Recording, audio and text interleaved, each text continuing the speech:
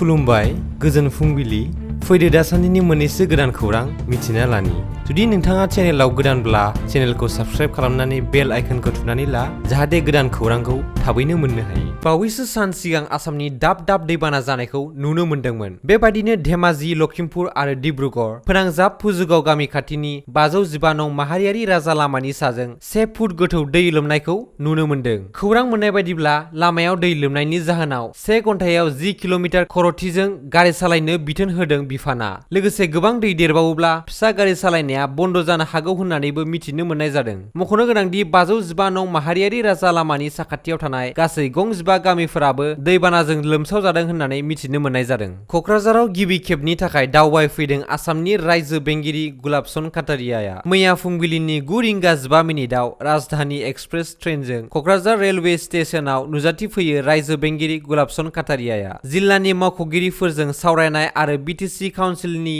हाबाफारिनि सोमोन्दै बेनि दैदेनगिरिफोरजों सावरायनाय जागोन आरो हाबाफारिफोरखौ मारै जौगाखांनो हायो बेनि सावरायनो थाखाय नुजाथिफैयो रायजो बेंगिरि गुलाबचन काटारियाया बिटिआरनि राजथावनि क'क्राझाराव।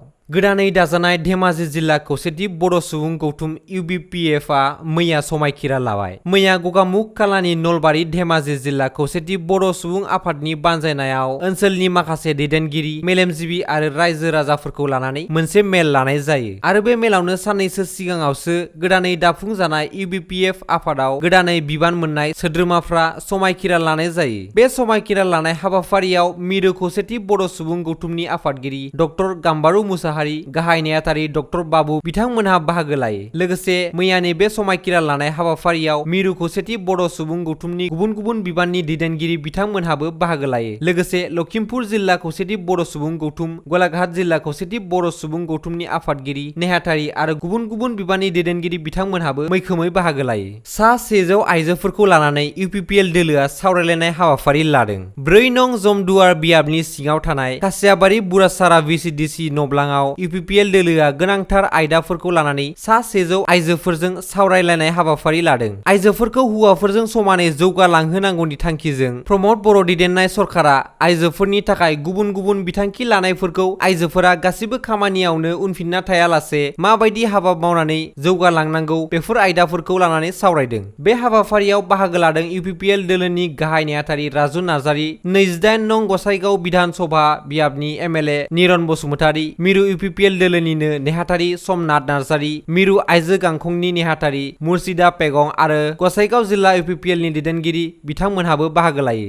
गिलु बालु दावहा सोलिबाय थानाय समावबो इउक्रेन हादरनिफ्राय एमबिबिएस डिग्रीखौ मोजाङै उथ्रिसारनानै फैबाय इभान्जेलिन बसुमतारिया। इभान्जेलिन बसुमतारिया गोब्राब नाजानायनि गेजेरजों इउक्रेन हादरनिफ्राय एमबिबिएस डिग्रीखौ मोजाङै उथ्रिसारनानै फैनो हानाया बर' हारिनि थाखाय गोग्गानाय लाबोदों। माखासे सान सिगांनिफ्रायनो रासिया आरो इउक्रेननि गेजेराव थाद'नाय गैयै दावहा सोलिनायखौ नोंथांमोनहा जानांगौ गोबां खौरां बिजोंनि गेजेरजों नुबोदों। बेनि गेजेरजोंब्लाबो गिनाय बानाय गारनानै इउक्रेन हादरनिफ्राय एमबिबिएस डिग्रीखौ मोजाङै उथ्रिसारनानै गावनि न'सिम सफैफिनबाय उदालगुरि जिल्लानि सख्रा गामिनि अपुर्ब बसुमतारि आरो रुंसारि नेबिदिता बसुमतारिनि नायल' जाल' सासेल' फिसाजोआ। इभान्जेलिन बसुमतारिया थारैनो इउक्रेन हादरनि इभान हरेट्सकाय टार्नफिल्ड स्टेट मेडिकेल इउनिभारसिटि इउक्रेननिफ्राय 6 बोसोरारि देहा फाहामथाय सोलोंथाइ बिफाननि masters of general medicines MBBS डिग्रीखौ गोबां दुखु खैफोदनि गेजेरजोंब्लाबो मोजाङै फोजोबनानै फैनाया जोंनि गेजेराव गोग्गानाय लाबोदों। खौराङा एसेनोसै,